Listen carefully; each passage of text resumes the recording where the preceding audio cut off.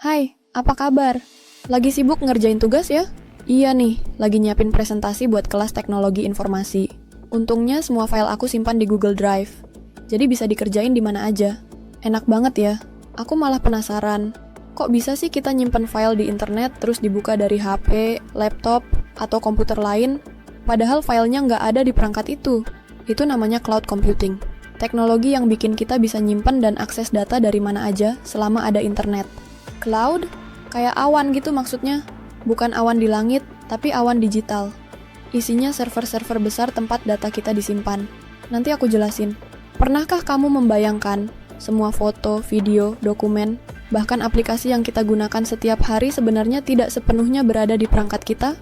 Cloud computing atau komputasi awan adalah teknologi yang memungkinkan kita menyimpan, mengelola, dan mengakses data maupun aplikasi melalui internet. Dengan teknologi ini, kita dapat membuka file dari mana saja, kapan saja, dan dengan perangkat apa saja, asalkan terhubung ke internet. Konsepnya sederhana. Data kita tidak benar-benar disimpan di ponsel atau laptop, melainkan di pusat penyimpanan raksasa yang disebut data center. Di dalamnya terdapat ribuan bahkan jutaan server yang selalu aktif, menyimpan, dan memproses data dari seluruh dunia.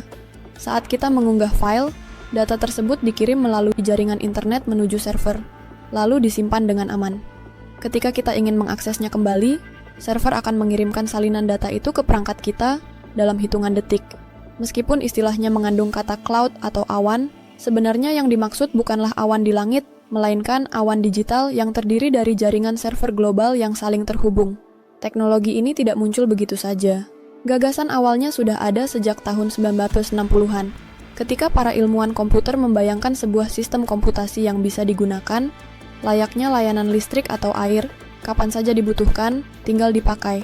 Namun, baru pada awal 2000-an, cloud computing benar-benar berkembang pesat, terutama ketika Amazon meluncurkan Amazon Web Services pada tahun 2006, disusul oleh Google Cloud dan Microsoft Azure. Cloud computing hadir dalam beberapa bentuk. Public cloud adalah layanan yang terbuka untuk umum, dan dapat digunakan siapa saja.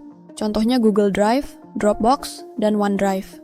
Private cloud digunakan secara eksklusif oleh satu organisasi atau perusahaan, biasanya untuk menyimpan data sensitif seperti catatan medis atau informasi keuangan.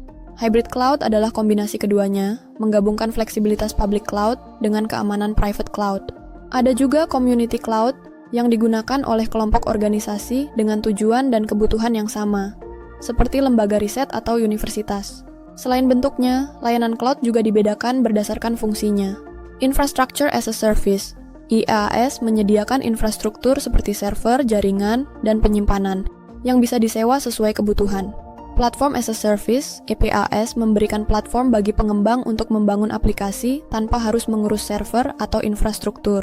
Sedangkan Software as a Service, SaaS, menawarkan aplikasi siap pakai yang dapat langsung digunakan melalui internet, seperti Gmail, Zoom, atau Canva.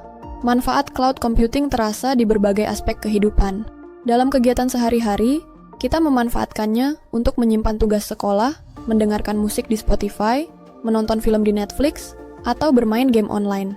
Di dunia pendidikan, guru dan siswa bisa berbagi materi pelajaran secara online, mengerjakan proyek bersama, dan mengikuti kelas virtual dari tempat yang berbeda. Dalam bidang kesehatan, cloud memungkinkan dokter dan rumah sakit untuk menyimpan, mengakses, dan berbagi data pasien dengan cepat dan aman, bahkan memantau kondisi pasien dari jarak jauh. Di industri, cloud digunakan untuk memantau proses produksi, mengelola inventaris,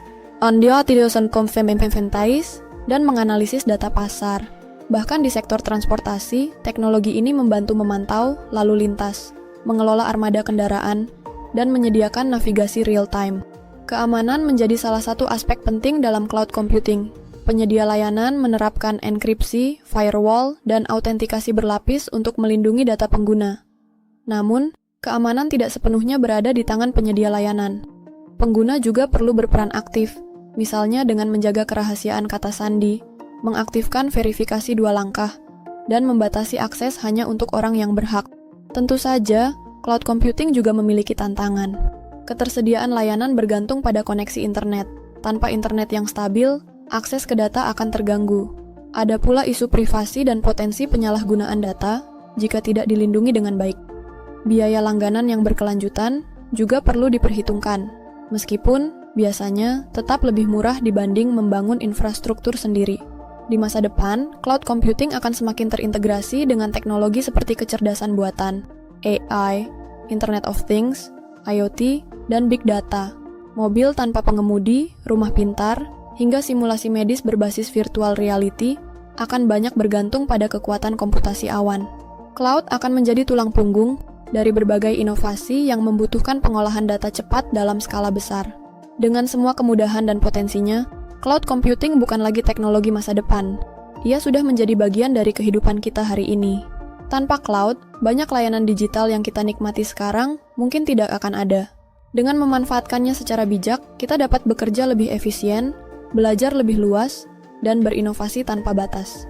Cloud computing adalah bukti bahwa teknologi mampu menghubungkan dunia, membuat informasi selalu ada di ujung jari kita, kapan saja dan di mana saja.